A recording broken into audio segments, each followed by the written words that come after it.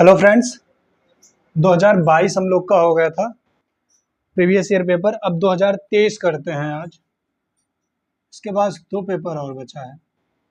24 बचेगा, 25 बचेगा, तो 2 दिन में आपका हो जाएगा। चलिए पहले क्वेश्चन से शुरुआत करते हैं। क्वेश्चन नंबर पहला क्या कह रहा है? क्वेश्चन नंबर पहला कह रहा है 3/4 का योज्य प्रतिलोम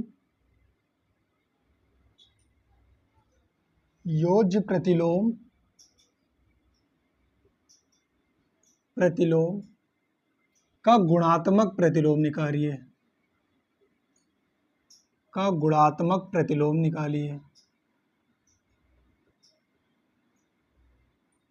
गुणात्मक प्रतिलोम लिखिए। अब देखो, कोई भी संख्या अगर मान लो a है,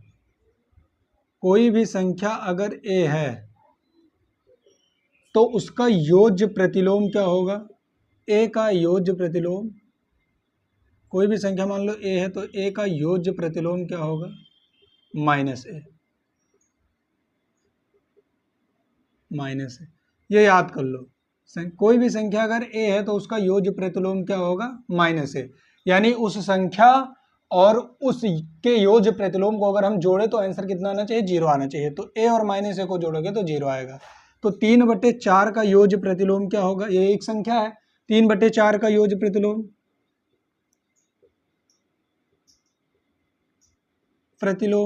क्या होगा? -3/4। और -3/4 का गुणात्मक प्रतिलोम पूछा है, इसी का डायरेक्ट आप गुणात्मक प्रतिलोम मत निकाल देना। तो -3/4 का गुणात्मक प्रतिलोम, और गुणात्मक प्रतिलोम तो आपको पहले ही बता चुके हैं, गुणात्मक प्रतिलोम इसका उल्टा होता है। जो भी सब संख्या उसको उल्टा कर दो तो -3/4 होगा ना। और -3/4 को पलटोगे तो क्या हो जाएगा? -4/3। यही हमारा क्या हो गया आंसर, यही हमसे पूछ रहा था। तो गुणात्मक प्रतिलोम संख्या को पलट दो। योज्य प्रतिलोम एडिटिव इनवर्स कहते हैं इसको, मल्टीप्लिकेटिव इनवर्स इसे कहते हैं, इंग्लिश में इसको एडिटिव इनवर्स कहते हैं। तो a और माइनस कोई भी संख्या हो, मैं संख्या मान लिया XYZ, कोई भी संख्या हो, तो उसका माइनस पार्ट जो होगा वही क्या होगा? उसका योज्य प्रतिलोम, यानी a का माइनस लगा दो आगे बस। तो योज्य प्रतिलोम, और इसके योज्य प्रतिलोम का गुणात्मक प्रतिलोम पूछा है, तो इसका योज्य प्रतिलोम -3/4 हो गया। -3/4 का गुणात्मक प्रतिलोम -4/3 होगा। पलट दो उसको। उसके बाद में अगला क्वेश्चन देखते हैं, क्वेश्चन नंबर 2। तो आप लोग योज्य प्रतिलोम, जब ऐसे क्वेश्चन है तो ये ध्यान दीजिएगा, तुरंत उठा के गुणात्मक प्रतिलोम निकाल के बगल कर दो, ठीक है। और एक बात हमेशा ध्यान रखिएगा, कोई अगर सेंसिटिव आदमी, मतलब सेंसिटिव मतलब जैसे कि सिंसियर आदमी, ना कि सेंसिटिव, कोई भी अगर सिंसियर आदमी पेपर बनाया और वो 3/4 के योज्य प्रतिलोम का गुणात्मक प्रतिलोम पूछा, तो मेरी गारंटी है वो 4/3 ऑप्शन में देगा जरूर गुणात्मक प्रतिलोम, ठीक है। दोनों देगा, 3/4 देगा गुणात्मक प्रतिलोम, ऑप्शन में -3/4 भी देगा ही देगा। बहुत लोग होंगे योज्य प्रतिलोम देख के -3/4 मार देंगे, बहुत लोग होंगे गुणात्मक प्रतिलोम देख के 4/3 मार देंगे, ठीक। तो ये दोनों ध्यान रखना, जबकि आंसर सही क्या होगा? -4/3। Question number 2। यही देखिए, डीलेड में यही खूबी होती है कि ये क्वेश्चन दिखने में बहुत आसान लगता है, होता भी आसान है, लेकिन ये इतना बेसिक होता है कि हमको बहुत छोटी छोटी चीजें पकड़ के अपने साथ में रखनी पड़ती है, तभी हम जान पाएंगे कि क्या कह रहा है और क्या हमसे पूछा है। किसी संख्या के 60% में 32 जोड़ने पर वह संख्या प्राप्त होती है। मान लो संख्या x, माना कि संख्या x है, प्रश्नानुसार क्या कह रहा है ये भैया? प्रश्नानुसार ये भाई साहब कह क्या रहे हैं? ये कह रहे हैं इसका 60%, x का 60% में क्या जोड़ दें? 32 जोड़ दें तो वही संख्या प्राप्त होती है। कौन संख्या? यही x। यानी इसके 60% में अगर 32 जोड़ दें तो यही संख्या प्राप्त हो जाती है। तो हम लिख दिए, इक्वेशन बन गया हमारा। x का 60% क्या हो जाएगा? 60/100 प्लस क्या हो जाएगा? 32 बराबर x। समझ रहे हो?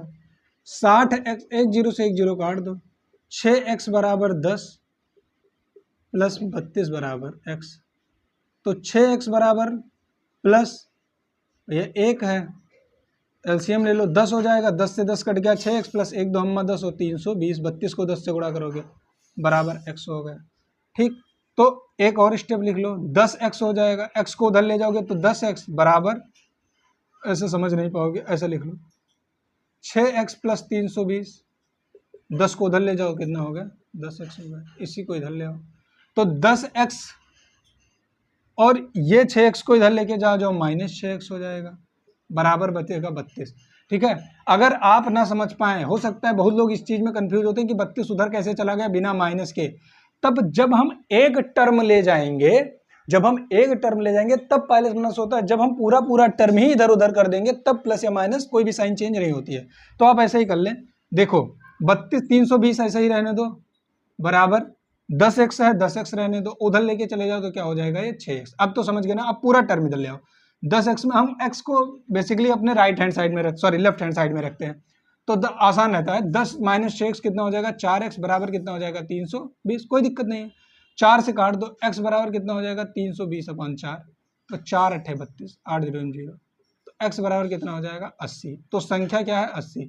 अगर हम 80 का 60% में 32 जोड़ दें तो 80 ही आना चाहिए। देखो 80 का 60% ले लो,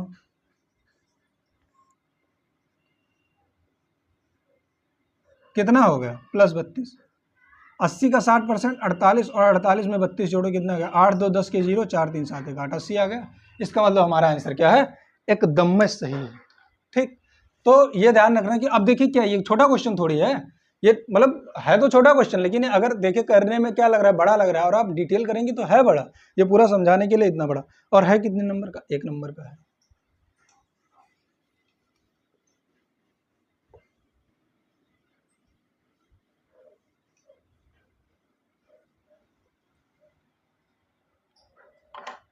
देखो क्वेश्चन नंबर 455 में पहले 5 तथा दूसरे 5 के स्थानीय मान का अंतर और योगफल। क्वेश्चन नंबर तीसरा, 455 है तो पहले का स्थानीय मान कितना हो जाएगा 5 × 1, सॉरी 5 × 1 बराबर 5, दूसरे का स्थानीय मान कितना हो जाएगा 5 × 10 बराबर 50। अब कह रहा है इनका योगफल निकालो, इनके मानों का योगफल, तो योगफल इनका कितना आ जाएगा 50 + 5 बराबर 55। अंतर निकालो इनका, अंतर कितना आ जाएगा 50 - 5 बराबर 45। अब योगफल और अंतर का गुणनफल निकालो, तो गुणनफल कितना आ जाएगा, गुणनफल किसका किसका गुणनफल निकालना है हमारा, योगफल और अंतर का गुणनफल निकालना है, ना कि इन दोनों का गुणनफल नहीं, योगफल और अंतर जो आया उसका गुणनफल निकालना है, योगफल और अंतर का। योगफल और अंतर का गुणनफल कितना हो जाएगा 45 × 55, तो 50 25 और 27 24 75 आ जाएगा ना। देखो 45 और 55 का गुणा कर दो, 50 25 के 5 करिए तो 5 चौक 20 2 22, 50 25 के 5 करिए तो 5 चौक 20 2 22, 5 2 7 2 2 4, हाँ 24 75, तो 24 75 हमारा क्या हो गया आंसर हो गया। तो इनका गुणनफल कितना आएगा 24 75। और ये ऑप्शन संख्या कौन सा सही है, ऑप्शन संख्या सही है इसमें 3, उसमें हम ऑप्शन नहीं बताए थे, उसमें ऑप्शन 2 सही है, ऑप्शन देख लीजिएगा आप लोग पेपर से। फिर ये संख्या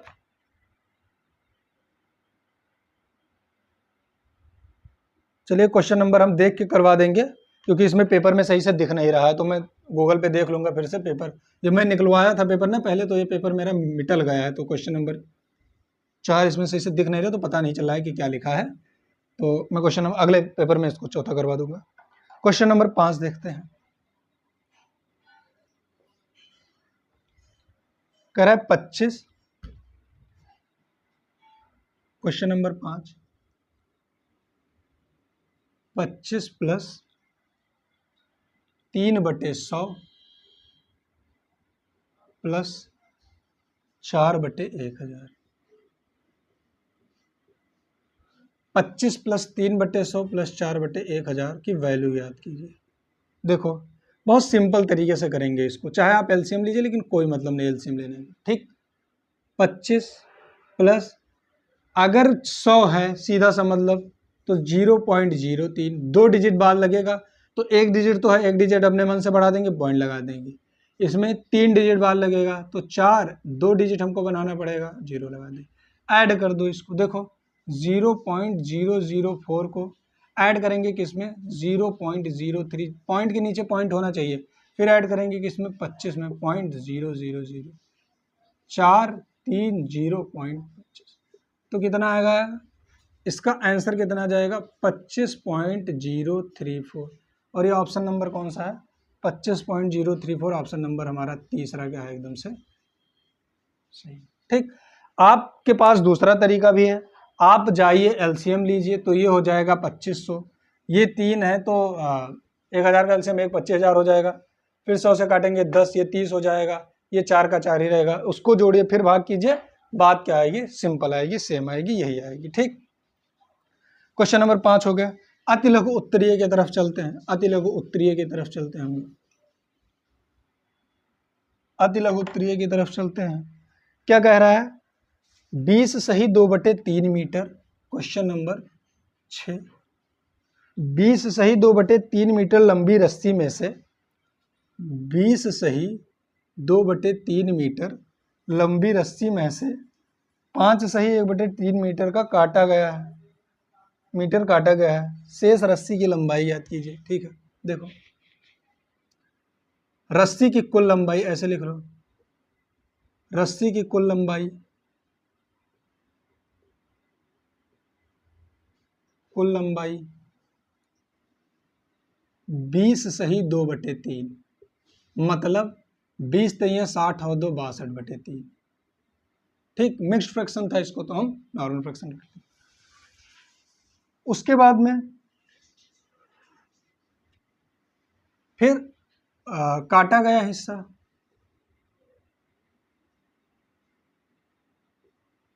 काटा गया हिस्सा ये मीटर है, कितना मीटर है 5 सही 1/8, यानी 8 पंचे 40 और 1 41/8, तो बचा हिस्सा या शेष हिस्सा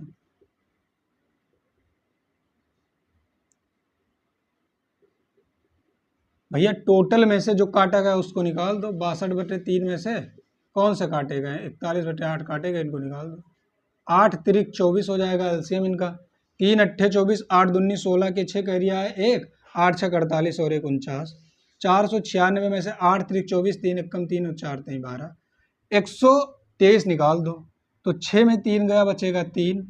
ठीक, यही पार्ट यहाँ कर रहे हैं, 6 में 3 गया बचेगा 3, 9 में 2 गया बचेगा 7, 4 में 1 गया बचेगा 3, 373/24, और 24 से कर दो इसको भाग, 24 से भाग कर दो 373 को, 24 अक्कम 24, 7 में 4 गया 3, 3 में 2 गया 1/3, 2 छंग 12, 6 चौक 24 4 कर रिया है 2, 6 दूनी 12 ज़्यादा हो जाएगा तो पंचे ले जाओ, 5 चौक 20 के 0 कर रिया है 2, 5 दूनी 10 2 12 120 3, तो यानी हमारा क्या आ जाएगा 15 सही 13/24 मीटर जो रस्सी होगी वो क्या होगी, शेष बचेगी। यही हमारा क्या आंसर है।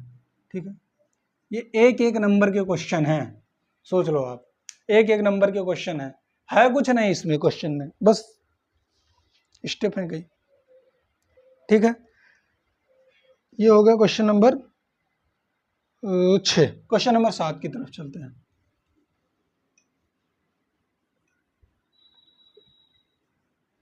क्वेश्चन नंबर 7 की तरफ चलते हैं। 7 कह रहा है, क्वेश्चन नंबर 7 देखिए क्या कह रहा है, कह रहा है क्वेश्चन नंबर 7, किसी गांव में पुरुषों की संख्या 6xy + 5y² - 8z है, महिलाओं की संख्या 2x + xy - 2y है, ज्ञात कीजिए पुरुषों की संख्या महिलाओं की संख्या से कितनी अधिक है।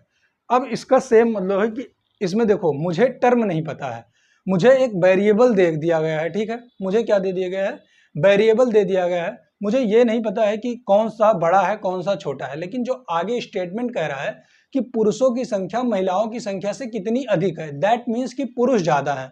अगर पुरुष ज्यादा है तो पुरुष वाला जो टर्म है वो बड़ा है, तो जो बड़ा वाला टर्म होगा उससे हम छोटे वाले टर्म को माइनस कर देंगे। तो पुरुष वाले से अगर हम महिला वाले को माइनस कर दे तो हमको पता चल जाएगा कि पुरुष से महिला कितने ज्यादा है। देखो एक सिचुएशन ऐसा आएगा जहां पुरुष और महिला बराबर होंगे, बराबर तो होंगे ही होंगे। फिर पुरुष और महिला, जब जैसे मान लो 30 महिला है और 40 पुरुष है, तो 30 महिला और 30 पुरुष तो बराबर है ना, कितने ज्यादा हो गए, 10 ज्यादा हो गए। तो 40 में से अगर हम 30 निकाल देंगे तो जो ज्यादा वाला हमको पता चल जाएगा। वही काम हम यहाँ करेंगे जब वेरिएबल्स दिए हैं, तब वेरिएबल्स फॉर्म में दिए हैं। तो पुरुषों की संख्या कितनी है,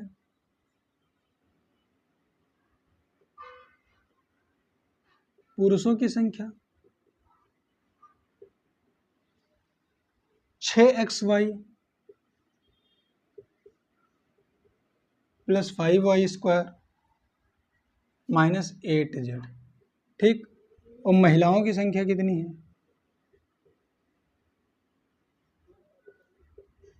महिलाओं की संख्या कितना है, 2xy plus xy plus xy minus 2y। इन दोनों में अंतर कितना है, ठीक है, महिला और पुरुष की संख्या में अंतर, महिला और पुरुष में नहीं, महिला और पुरुष में कोई अंतर नहीं है जेंडर के सिवाय। ठीक है, तो महिला और पुरुष की संख्या में कितना अंतर है, तो पुरुष वाली संख्या से महिला वाली संख्या को क्या कर दो, माइनस कर दो। 6xy plus 5y square minus 8z।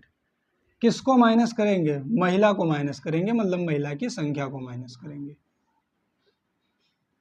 ठीक, 6xy प्लस 5y स्क्वायर, आपको हम पहले ही बता दिए सेम सेम जुड़ते हैं सेम सेम घटते हैं। माइनस 2xy है, माइनस xy है, और माइनस प्लस 2y। देखो यहाँ xy 6xy में से एक xy जाएगा, कितना बचेगा, एक मिनट, यहाँ भी टू माइनस 2xy ही है ना, सॉरी xy नहीं है, यहाँ 2x है खाली, यहाँ सिर्फ 2x है प्लस xy माइनस 2y है। ठीक, तो यहाँ 6xy और यहाँ xy, तो एक ये प्लस में ये माइनस में, 6 में से एक जाएगा, कितना बचेगा, 5xy बचेगा। ठीक, फिर बचा 5y स्क्वायर है, क्या और कहीं y स्क्वायर है, नहीं, तो इसको बेचारे को ऐसे रहने दो जो y स्क्वायर है। माइनस 8z है, 8z वाला टर्म कहीं और है, नहीं है, तो 8z को ऐसे रहने दो। माइनस 2x है, क्या 2x वाला कोई टर्म है, नहीं है, तो इसको ऐसे रहने दो। प्लस 2y टर्म, अब इसमें से कोई घटे या बढ़ेगा नहीं, सीधा सा मतलब है कि कोई घटेगा और बढ़ेगा नहीं। ठीक, तो इतने पुरुष क्या हैं, वो महिलाओं से क्या है, इसमें से ज्यादा है, इतने पुरुष महिलाओं से क्या है, ज्यादा है। ये हमको निकालने के लिए कहा था। अब ये नहीं हम 5xy को 5y स्क्वायर से जोड़ दें, ठीक है, इसमें से कॉमन भले ले सकते हैं कि 5y कॉमन ले ले तो x प्लस वाई बचेगा, यहाँ से -2 कॉमन ले ले तो x माइनस वाई बचेगा, लेकिन कोई मतलब नहीं, कॉमन लेने का मतलब जहां दो चीजें बराबर है उसको बाहर कर लो, लेकिन यहाँ कोई मतलब है नहीं। ठीक, क्वेश्चन नंबर 7, क्वेश्चन नंबर 8 की तरफ बढ़ते हैं।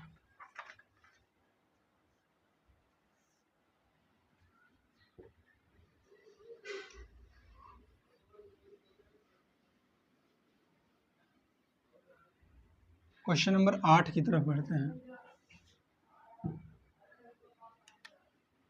8 क्या कह रहा है, देखो, दशमलव संख्या 5.3 सम पूछा है, 5.1.3 प्लस 510.33, सॉरी 51.03, फिर प्लस 5100.033 प्लस 5120, कितना है, 301.003 ही है ना, 003 है, कितना 303 है। इसको हमको क्या करना है, जोड़ना है, जो सबसे बड़ा उसको सबसे ऊपर रखो, काम खत्म। 51020301.0003, हमको पॉइंट के नीचे पॉइंट रखना है, तो 51 दूसरा वाला 00, पॉइंट के नीचे पॉइंट आ गया 003, जो बचा 0 उसको पीछे कर दो। ठीक है, देखो पॉइंट के बाद 3 के बाद कुछ जीरो है तो कुछ नहीं तो उसको 0 बढ़ा दो, फिर अगला क्या है 510, पॉइंट के नीचे ही पॉइंट रखना है, 0 3, कुछ नहीं है तो 0 बढ़ा दो, पीछे 0 बढ़ाएंगे, आगे 0 नहीं बढ़ाएंगे, समझ, ये नहीं कि यहाँ आगे 0 बढ़ा दे, इसके पीछे 0 बढ़ाएंगे। फिर अगला क्या बचा हमारा, कुछ नहीं तो 0 0 0 बढ़ा दो, इनको कर दो ऐड, ऐड के लिए ही तो बोला है, 3 0 0 3 3 0 0 3 3 0 0 3 3 0 0 3 पॉइंट, 1 और 1 2, 5 और 1 6, 5 और 1 6, 5 और 5 5, तो इसका आंसर आ गया 5 5 6 6, सॉरी 3 है ना, 5 5 6 6 2.33333। क्या किया एक बार फिर से देखो, जो सबसे बड़ा था उसको ऊपर लिख लिए, ठीक है। अब हमको चूंकि जो यहाँ पॉइंट, हमको पॉइंट के नीचे पॉइंट रखना है, तो हम यहाँ से तो लिखना शुरू नहीं कर सकते हैं, तो हम यहाँ से लिखना शुरू करेंगे। पॉइंट के नीचे पॉइंट आ गया हमारा, ठीक है, जहां जहां समाप्त हो रहा है उसके बाद पॉइंट आना चाहिए, हमारा भी समाप्त हो रहा है, पॉइंट आ गया। यहाँ फिर एक और बढ़ा के इसको और एक आगे कर दे, 3 3 3, फिर 0 0 3 था, 0 0 3 था, हमारा एक हो गया आंसर आ गया। 8 क्वेश्चन नंबर 9 की तरफ चलते। ये क्वेश्चन मैं आपको करवा चुका हूँ एक और पेपर में, प्रीवियस पेपर में। कह रहा है कि संख्या, बड़ी संख्या, वह बड़ी से बड़ी संख्या बताइए जिसे 49, 59 और 109 से भाग देने पर शेषफल क्रमशः 1, 3 और 5 बचे। तो संख्या क्या हो जाएगी, 49 माइनस 1 कर दो 48, ठीक है। दूसरा 59 माइनस 2 कर दो, 59 माइनस 3 कर दो, जो दिया है शेषफल, कितना बचेगा 56। चौथा 109 माइनस 5, ठीक। अब हम क्यों किए हैं इसको, कह रहा है कि वो बड़ी से बड़ी संख्या निकालो जब हम उससे 49 को डिवाइड करें तो आंसर, सॉरी रिमाइंडर 1 आए, जब हम 59 को डिवाइड करें तो रिमाइंडर 3 आए, और जब हम 109 को डिवाइड करें तो रिमाइंडर 5 आए। देखो सीधा सा एक मतलब है कि भैया अगर इनको डिवाइड करने पर ये रिमाइंडर बच रहा है तो हम ये रिमाइंडर निकाल के बाहर कर दें, तो जो संख्या बचेगी उसको कंप्लीटली डिवाइड कर देगा, कर देगा या नहीं कर देगा, कर देगा ना भाई। अगर 48 को मान लो, अगर 49 को, वो जब हम 49 को डिवाइड कर रहे हैं तो वो क्या हो जाएगा, अब 49 को डिवाइड कर रहे हैं तो एक रिमाइंडर बच रहा है, तो 48 को, जो ये बच रहा था इसको निकाल के बाहर कर दिए, हटा ही दिए, तो 48 को पूरा डिवाइड कर देगा, कर देगा नहीं कर देगा, बिल्कुल कर देगा। अगर 59 को डिवाइड कर रहा था तब 3 बच रहा था, तो 3 निकाल के बाहर कर दिया, यानी 56 को पूरा डिवाइड कर देगा।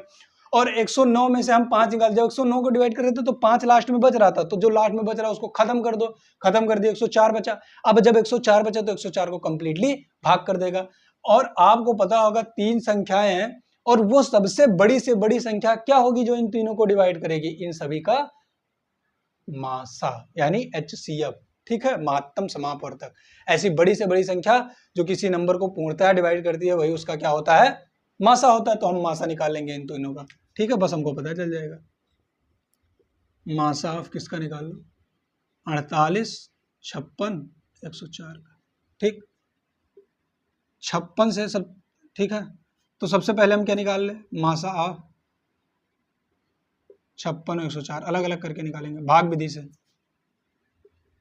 56 और 104, तो 5 दूनी 10 ज्यादा हो जाएगा, 6 दूनी 12, 5 दूनी 56, कम 56 ले जाओ, 14 में 6 गया 8, यहाँ कितना बचा 9, 9 में 4 गया 5, 48 कम 48, 16 में 8 गया 8, 8 6 48, यानी इन दोनों का मासा कितना आ गया 8 आ गया, ठीक। इन दोनों का मासा कितना आ गया 8। अब हम निकालेंगे मासा ऑफ, किसका मासा निकालेंगे 8 और 48 का,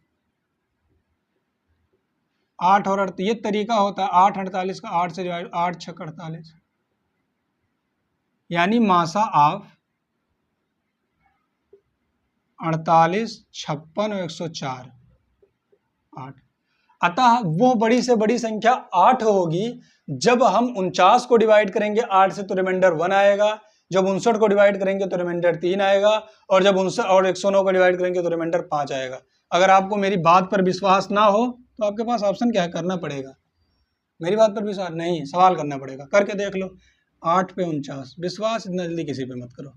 8 छक 48, तो 9 में 8 गया, एक रिमाइंडर बचा, यही ये कह रहा था कि एक बचना चाहिए। चलो एक रिमाइंडर और बचवा दे रहे हैं, 3 बचना चाहिए। 8 को 59 से भाग करो तो 3 बचना चाहिए, सॉरी 59 को 8 से भाग करो तो 3, 8 सते 56, 9 में 6 गया 3, बच गया, बच गया। 104 को या सॉरी 109 को भाग करो तो कितना बचना चाहिए, 5 बचना चाहिए। 109 को भाग करो, 8 एकम 8, 10 में 8 गया 2, 29, 8 त्रिक 24। समझ में आ रहा है? ऐसा तो नहीं सोच रहे कि वही से भाग दे रहे हैं कि यही रिमाइंडर बचा, ऐसा नहीं। आप कैसे भी देंगे रिमाइंडर यही बचेगा, ही बचेगा। ठीक है, जो तरीका मुझे पता है वही आपको पता है। तो आई होप आप लोग समझ गए होंगे। क्वेश्चन मैं आपको शायद दूसरे या तीसरे सेट में करवा भी चुका हूँ। कभी भी पूछे अगर छोटी से छोटी संख्या पूछे तो जो आए उसी में जोड़ दो। ठीक है, जो रिमाइंडर बच रहा है उसी में जोड़ दो। एलसीएम निकाल के पूछे, कहेगा वो छोटी से छोटी संख्या बताओ जिससे हमें भाग करे, तो क्या आएगा, रिमाइंडर हमेशा कोई एक संख्या बचेगी, तो जो संख्या बच रही है उसी को उसमें एलसीएम निकाल के जोड़ दो, पता चल जाएगा। ठीक, पटरी प्रकार की सहायता से 90 अंश का कोण बनाइए। कितनी बार बना चुके हैं, 10 को 9 होगा, 10 हो गया, अब 11। एक समबाहु त्रिभुज जिसकी प्रत्येक भुजा 4 सेंटीमीटर है, इसका क्षेत्रफल बताइए। अच्छा, अभी कल ही वाले वीडियो में या कल ही वाले पेपर सेट में मैं बताया हूं समबाहु त्रिभुज का क्षेत्रफल। समबाहु त्रिभुज की भुजा कितनी है, इसको त्रिभुज बोलते हैं। ठीक है,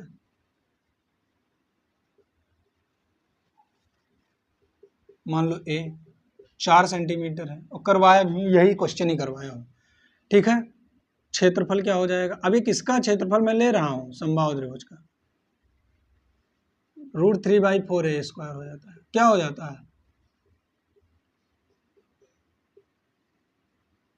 ए स्क्वायर यानी 4 का स्क्वायर, तो √3/4, 4 × 4, 4 से 4 कटा,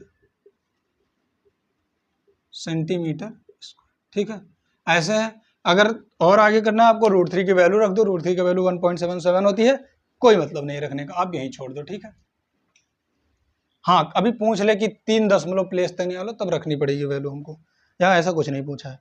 ठीक, अगला क्वेश्चन करते हैं, 11 होगा, क्वेश्चन नंबर 12 करते हैं। अब आगे हम लघु उत्तरीय प्रश्न की तरफ, 2-2 नंबर के सवाल शुरू हैं। क्वेश्चन नंबर 12 लघु उत्तरीय प्रश्न की तरफ आ गए हैं।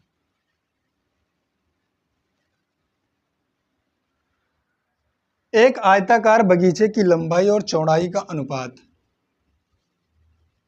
लंबाई अनुपात चौड़ाई 5:3। ठीक है, कभी भी ऐसे दिया हो तो तुरंत ऐसे माना लंबाई बराबर 5x और चौड़ाई बराबर 3x। ठीक है, यदि आयताकार के बाग का क्षेत्रफल भी भैया दिए हैं, ये कितना है, 1500 वर्ग फीट है, कुछ भी है। ठीक है, इकाई दिया है, अभी वो नहीं दिया है कि कितना है। ठीक, तो बाग के चारों ओर तार लगाने के लिए कितना खर्चा आएगा।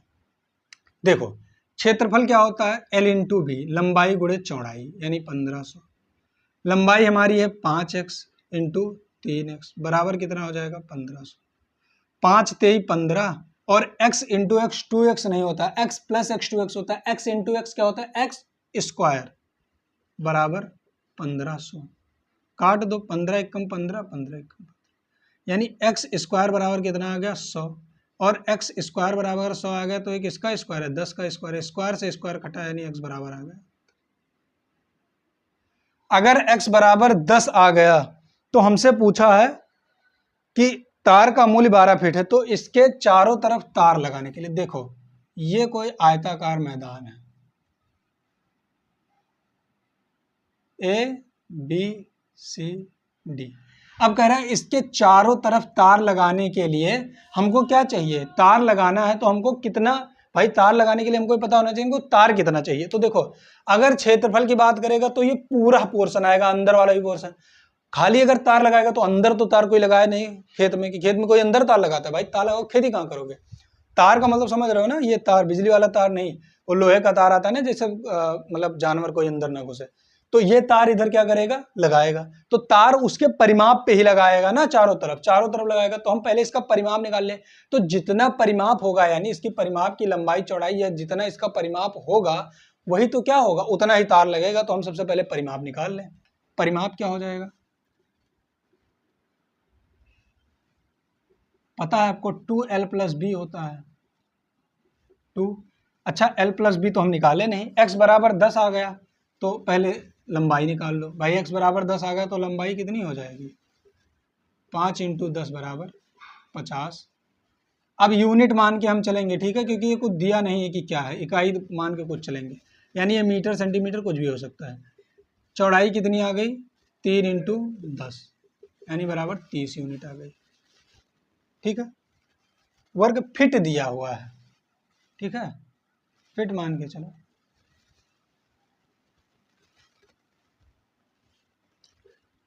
तो ये लंबाई चौड़ाई आएगी, तो इसका परिमाप कितना हो जाएगा,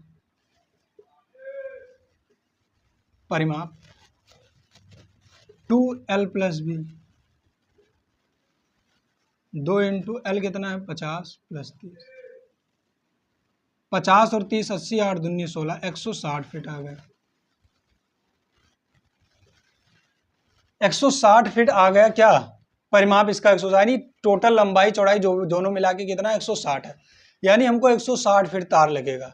अब एक फिट तार की कीमत कितनी है, एक फिट तार की कीमत कितनी है,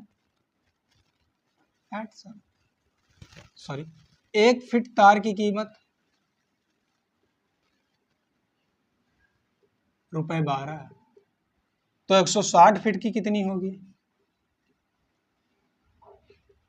12 × 160। भाई गुणा कर देंगे, 12 × 0, 12 छक 12 12 छक 72 ना, 2 करिए 7, 12 कम 12 और 12 7 19, यानी 1920 रुपये हमारा टोटल क्या होगा, लगेगा क्या करने के लिए, इसको पूरा तरह से घिरवाने के लिए, तार को घिरवाने के लिए, मतलब खेत को घिरवाने के लिए।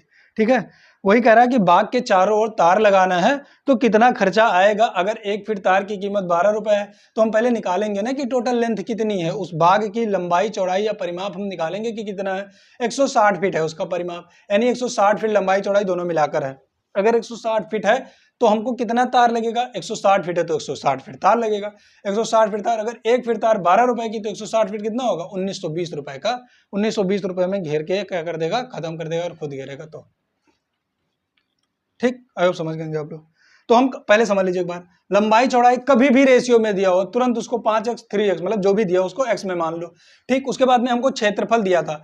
अब हम क्यों यहाँ इतनी नौटंकी किए हैं, क्योंकि यहाँ हमको x की वैल्यू निकालनी, अगर x की वैल्यू नहीं निकालेगी तो नहीं निकलेगा तो हमको पता नहीं चल पाएगा कि हमारी लंबाई कितनी है और चौड़ाई कितनी है। और हमको रुपया निकालने के लिए निश्चित लंबाई और निश्चित चौड़ाई पता होनी चाहिए। तो हम x की वैल्यू निकाल लिए, 10 आ गया, इसीलिए क्षेत्रफल दिया ही था कि आप x की वैल्यू निकाल पाओ। x की वैल्यू निकाल लिए तो 10 आ गया हमारा। अगर जैसे x की वैल्यू हम निकाल लिए हमारी लंबाई पता चल गया, चौड़ाई पता चल गया। लंबाई चौड़ाई से हम निकाले परिमाप, और जैसे परिमाप निकाले तो हमको पता है एक फीट तार की कीमत 12 रुपए, तो जितना परिमाप है उतने फीट तार की कीमत 1920 रुपए।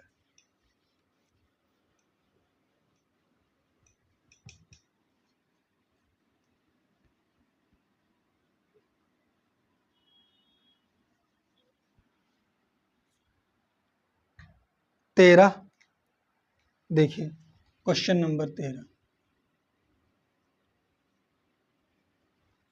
त्रिभुज किसे कहते हैं, डेफिनेशन लिखिए त्रिभुज की, डेफिनेशन ही पूछा है डायरेक्ट।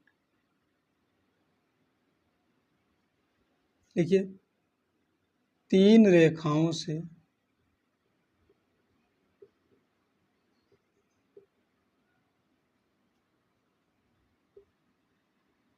घिरी हुई बंद आकृति को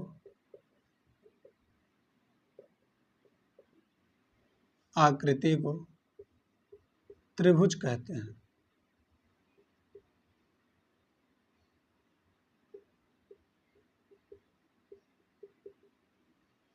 फिगर देख लो, ऐसे ही बनता है। 1 2 3 रेखा है, घिरा हुआ और बंद है, बंद होना जरूरी है। तीन रेखाओं से घिरी हुई बंद आकृति को त्रिभुज कहता है। A closed figure bounded by 3 line segment is known as triangle या इज कॉल्ड ट्रायंगल। ठीक है, अब पूछ रहे कितने प्रकार के होते हैं, दोनों दो तरह से पूछा है। त्रिभुजों के नाम व सचित्र वर्गीकरण कीजिए भुजाओं एवं कोणों के आधार पर। भुजाओं के आधार पर ये कितने प्रकार के होते हैं? भुजाओं के आधार पर, भुजाओं के आधार पर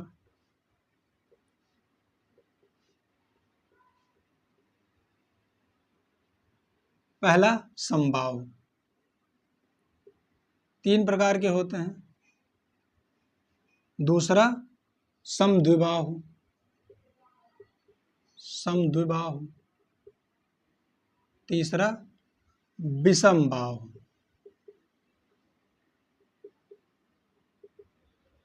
ठीक है, समबाहु त्रिभुज क्या होगा? तीनों भुजाएं बराबर रहें। समद्विबाहु त्रिभुज क्या होगा? 2 भुजाएं बराबर रहें।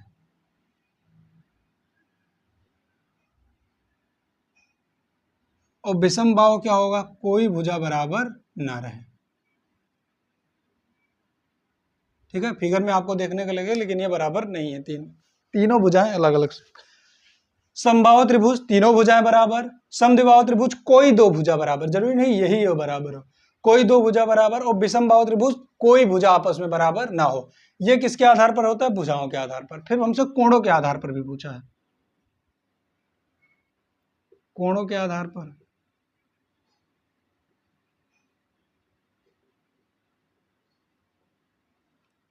कोणों के आधार पर कोणों के आधार पर भी 3 प्रकार के होते हैं। पहला होता है न्यून कोण त्रिभुज, समकोण त्रिभुज और अधिक कोण। पहला होता है न्यून कोण, न्यून कोणीय त्रिभुज।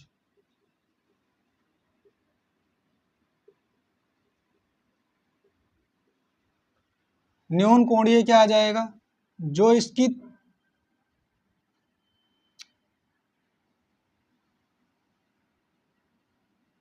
ए बी सी, देखो ये एंगल और ये एंगल, तीनों एंगल न्यून कोण होना चाहिए, यानी 90 से कम होना चाहिए, आप ध्यान रखेंगे। दूसरा क्या होता है हमारा? ये फर्स्ट है, ये सेकंड है। दूसरा हमारा होता है समकोण त्रिभुज। समकोण त्रिभुज क्या होता है? ऐसा कोण जिसका एक एंगल 90 डिग्री हो, बस ए बी सी, एक एंगल समकोण हो। तीसरा क्या होता है? अधिक कोण, जिसका एक कोण अधिक कोण हो, अधिक कोणीय त्रिभुज, एक कोण अधिक कोण हो। बाकी 2 अपने आप न्यून हो जाएगा, ए बी सी। समझ में आया? एक कोण कितना होना चाहिए? अधिक कोण होना चाहिए। अधिक कोण किसे कहते हैं? ऑब्ट्यूज एंगल, 90 से बड़ा, 180 से छोटा। अच्छा, क्या 180 से बड़ा हो सकता है? त्रिभुज का क्या कोई एंगल 180 से बड़ा हो सकता है? सोचे आप लोग कभी?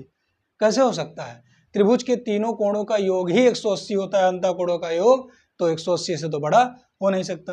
तो एक कोण देखो ये 90 से ऑब्वियसली दिख ही रहा है कि बड़ा होगा। ठीक, अच्छा, वो कहा है कि त्रिभुज की, पहले त्रिभुज का डिफिनीशन बताओ, भुजाओं के आधार पर बताओ कितने प्रकार के होते हैं, कोणों के आधार पर बताओ कितने प्रकार के होते हैं, और उसके बाद में सचित्र वर्णन करो। तो जब आप फिगर बनाएंगे तो मेरा मानना यह है और मेरा सजेशन है आपको, एडवाइस है, सलाह है, रिक्वेस्ट है, कुछ भी आप समझ लीजिए, कि जब आप समबाहु, समद्विबाहु, विषमबाहु या अधिक कोण, न्यून कोण, समकोण वाला त्रिभुज बनाएंगे तो आप पट्टे प्रकार का इस्तेमाल करेंगे। ठीक है, डायरेक्ट अगर आप बनाएंगे तो लगेगा नहीं, वो 2 त्रिभुज एक तरह लगने लगेगा। देखो जो ये समकोण त्रिभुज समकोण त्रिभुज है, ये तो लगने लगेगा अंतर, ये भी लगने लगेगा वैसा, लेकिन आप अगर पटरी प्रकार से बनाते हैं तो मेरा मानना है कि अच्छा बनेगा आपका और नंबर भी आपको बढ़िया मिलेगा। ठीक है, नंबर बढ़िया मिलने का क्या है कि 2 ही नंबर का है, तो 2 आप बनाए तो 2 नंबर तो मिलना ही मिलना है, लेकिन अगला अगर ही आपका थोड़ा बहुत मिस्टेक होगा तो नहीं काटता है टीचर, ये फायदा होता है। ठीक, तो समबाहु त्रिभुज, ठीक है, समद्विबाहु, विषमबाहु, न्यून कोण, समकोण और अधिक कोण। ठीक, क्या कह रहा है? रचित अपने आय का 80% खर्च करके 20% मासिक बचाता है। माना रचित की मासिक आय, माना रसिक की मासिक आय,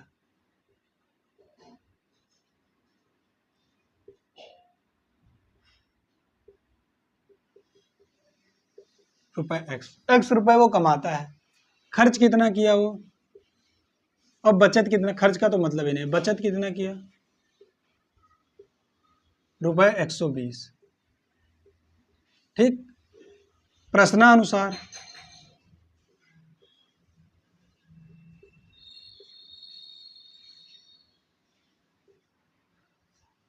वो एक्स का 20%,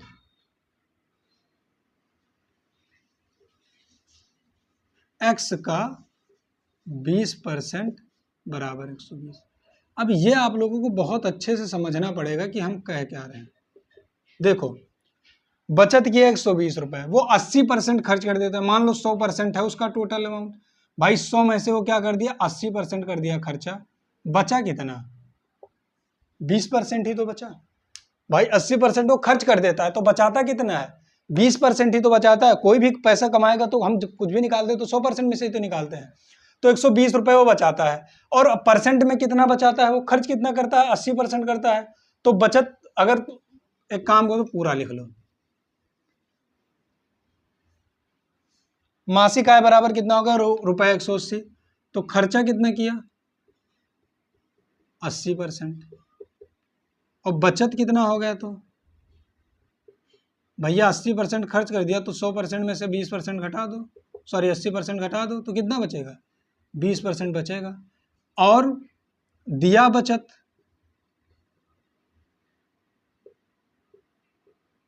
दिया हुआ बचत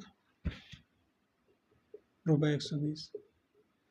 ठीक, अब बस खाली एक बात समझो, 80% वो खर्च करके 20% बचाया, किसका 20% बचा रहा है, अपने सैलरी का ही तो, जितना कमाता है उसी का तो 20% बचा रहा है प्रश्नानुसार।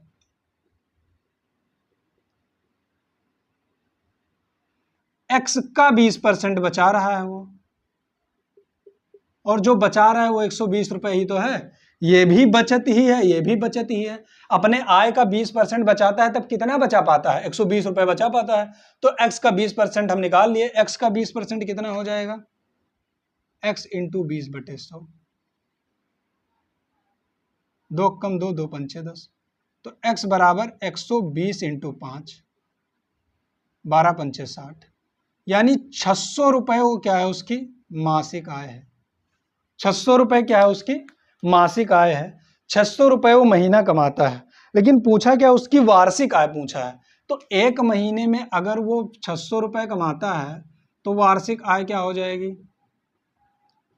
वार्षिक आय क्या हो जाएगी भैया, एक महीने में 600, तो 12 महीने में कितना कमाता है, 12 छंग 72, 7200 रुपए वो क्या करता है, एक महीने में कमाता है।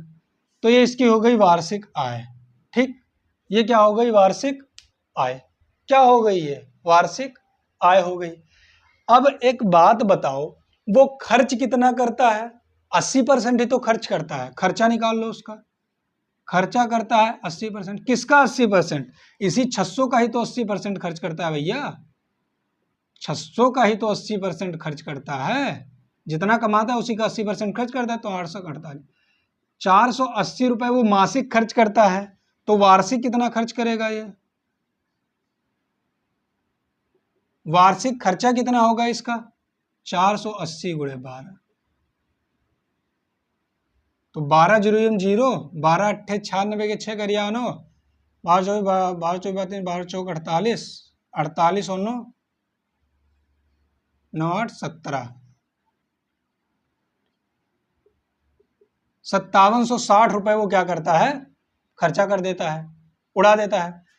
5760 रुपए अगर वो उड़ा देता है और 7200 कमाता है, देखो मासिक की अगर हम देखें, वो 600 रुपए कमाता है और कितना करता है, 480 खर्च कर देता है, 0 10 में 8 गया 2 और 5 में 4 गया, यानी 120 बचाता है। यही कह रहा था कि रुपए 120 वो क्या करता है, बचाता है। तो वार्षिक आय वो कितना है, वार्षिक आय उसकी है 72,000, जिसमें से वार्षिक खर्चा कितना करता है, ये खर्चा मासिक है, ये मासिक खर्चा है उसका, ये मासिक यानी एक महीने में इतना खर्च करता है। ठीक, एक महीने में वो इतना खर्चा कर देता है 480 रुपए, तो वार्षिक एक साल में कितना खर्चा करता है, ₹5,760 एक साल में खर्च करता है। 12 12 96 करे 9 12 12 चौक 48 48 और 9 9 8 17 57 ठीक। ₹5760 वो क्या करता है, क्या कर देता है, वो खर्च कर देता है। तो हमसे पूछा क्या है, वार्षिक आय एवं वार्षिक खर्च ज्ञात कीजिए। वार्षिक आय हमारा ये आंसर हो गया, ये वार्षिक आय पूछा है ये है, और वार्षिक खर्च ये है ये है, मासिक हमसे नहीं पूछा है। ठीक, वार्षिक आय और वार्षिक खर्च पूछा था तो वार्षिक आय वार्षिक खर्च हम निकाल दिए हैं। क्वेश्चन नंबर 15 की तरफ चलते हैं।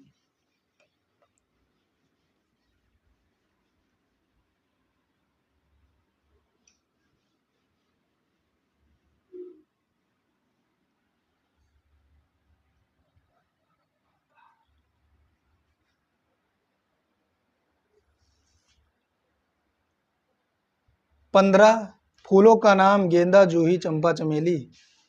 पिक्टोग्राफ बनाना है। देखो क्वेश्चन नंबर 15 में चार्ट पहले हम बना ले रहे हैं।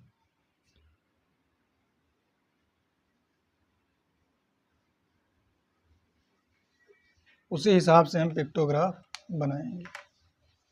चार्ट देखो,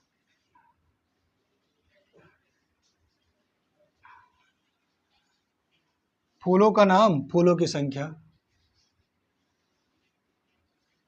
यहां नाम होगा, यहां होगी संख्या,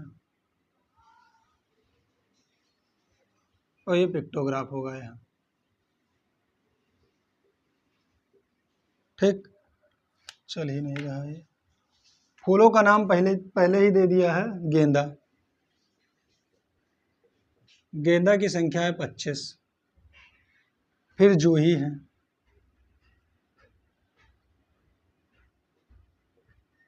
जूही की संख्या है 10। चमेली,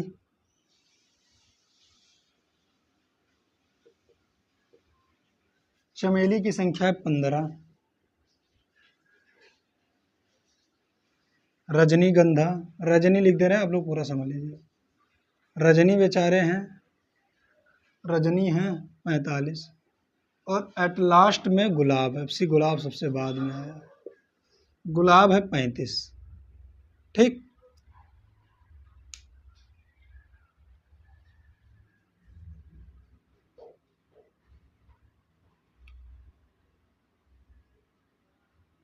चलो गेंदा 25 है, और ये खुद कहा है कि पिक्टोग्राफ का पिक्टोग्राफ ने कुछ नहीं कहा। अब देखो, क्या ये सारे 5 के मल्टीपल्स हैं? अगर ये 5 के मल्टीपल्स है तो हम 5 मान लेंगे। ठीक है, क्या मान लेंगे हम? 5 मान लेंगे। हम 5 पौधों को स्टार से क्या करेंगे, रिप्रेजेंट करेंगे। माना 5 पौधे बराबर क्या है हमारा, ये स्टार है। आप कोई भी शेप ले लो, तो 50 25 यानी 5 स्टार बनेगा।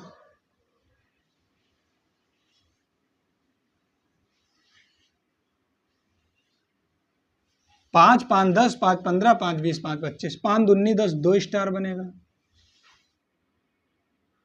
5 23 15, 3 स्टार बनेगा।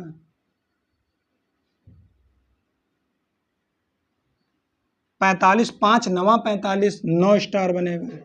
1 2 3 4 5 6 7 8 9, 5 7 35, 7 स्टार बनेगा। 1 2 3 4 5 6 7 स्टार।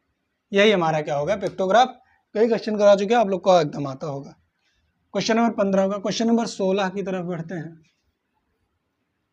क्वेश्चन नंबर 16 की तरफ बढ़ते हैं। 1 मिनट में इंक डाल लूँ थोड़ा, नहीं तो ये दिखेगा नहीं आप लोगों को।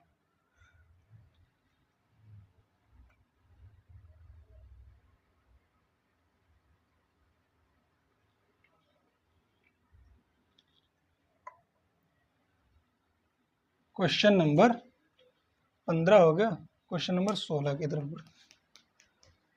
कह रहा है एक वृत्त की परिधि 22 मीटर है। देखो,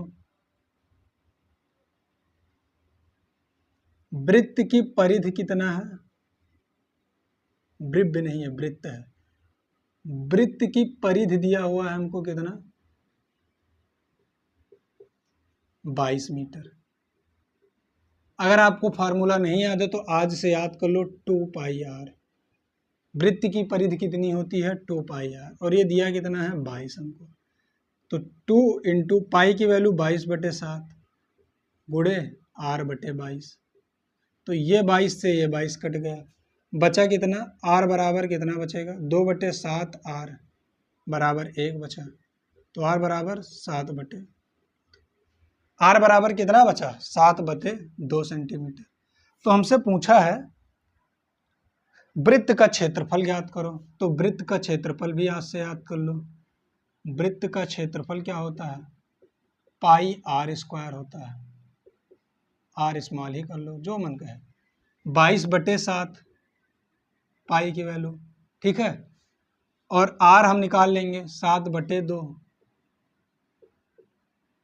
तो 22/7 ऐसे कर दो, 7/2 मतलब 7/2, 2 बार 7/2 कर दो। 7 से 7 कट गया, 2 से कट गया 11, अब किसी से कटेगा नहीं, 11 7 77/2, 77 कितना आ जाएगा, 2, 2 3 6, 2 3 6, एक इधर गया, 2 8 16, 2 5 10 सेंटीमीटर स्क्वायर, जो भी हमारे पास दिया होगा, सेंटीमीटर। तो वृत्त का क्षेत्रफल ये आ गया। वृत्त का क्षेत्रफल ये होता है, फार्मूला आप लोग याद है, वृत्त का परिमाप 2 पाई आर, वृत्त का क्षेत्रफल पाई r²। ठीक, अब हम चलते हैं क्वेश्चन नंबर 18 की तरफ। सॉरी ये 16 नहीं है, 17 था, 16, अच्छा ये 16 ही था, 16 ही था। क्वेश्चन नंबर 17 की तरफ चलते हैं, ये 16 ही था। क्वेश्चन नंबर 17 की तरफ चलते हैं। क्वेश्चन नंबर 17 की तरफ चलते हैं। 17 कह रहा है, एक कक्षा में 60 विद्यार्थी हैं, कक्षा में कुल विद्यार्थी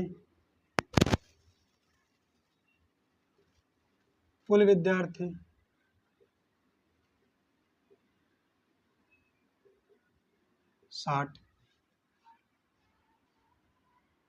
थे, कुल विद्यार्थी 60 थे, ठीक। 50% विद्यार्थी प्रथम श्रेणी में, 40% विद्यार्थी द्वितीय श्रेणी में तथा शेष तृतीय श्रेणी में उत्तीर्ण हुए, ठीक है। ज्ञात कीजिए कितने विद्यार्थी तृतीय श्रेणी में उत्तीर्ण हुए, ठीक है। प्रथम श्रेणी में उत्तीर्ण बच्चे, प्रथम श्रेणी में उत्तीर्ण बच्चे, श्रेणी में उत्तीर्ण बच्चे या विद्यार्थी 50%, किसका 50%, 60 का ही तो 50% होगा भाई, इसी का तो ही 50% बच्चे उत्तीर्ण हुए हैं, यानी 60 गुणे 50/100। 1 0 से 1 0 काट दो, 6 पंचे 30 बच्चे प्रथम श्रेणी में, द्वितीय श्रेणी में कितने हुए,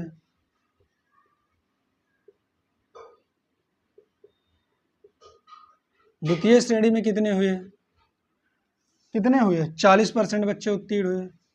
तो कितने कितने का 40%, 60 का 40%,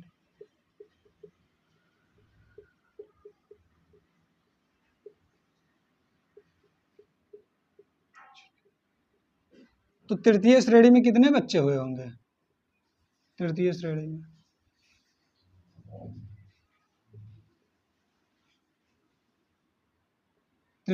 में कितने होंगे, टोटल 60 थे, 3 ही श्रेणी है, प्रथम में 30 हुए, द्वितीय में 24, दोनों मिला के घटा तो पता चल जाएगा, 60 माइनस 54 ना, 6, यानी 6 बच्चे क्या हुए, वो तृतीय श्रेणी में उत्तीर्ण हुए। द्वितीय श्रेणी में 24 बच्चे और प्रथम श्रेणी में 30 बच्चे। क्यों, देखो 50% बच्चे किसके 50% बच्चे उत्तीर्ण हुए, 60 के ही तो 50% बच्चे उत्तीर्ण हुए, 60 में से ही तो 50% थे वो उत्तीर्ण हुए, यानी 30 बच्चे उत्तीर्ण हो गए प्रथम श्रेणी में, यानी फर्स्ट डिवीजन।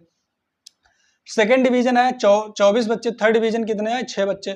क्यों, क्योंकि प्रथम द्वितीय ही बच्चा, टोटल 60 ही थे, जब 54 उसमें से प्रथम द्वितीय आ गया, 60 में जो बचेगा वही तो तृतीय आएगा, तुम 60 में से निकाल दिए, ठीक। अब बढ़ते हैं क्वेश्चन नंबर 18 की तरफ। क्वेश्चन नंबर 18 की तरफ बढ़ते हैं। क्वेश्चन नंबर 18 क्या कह रहा है,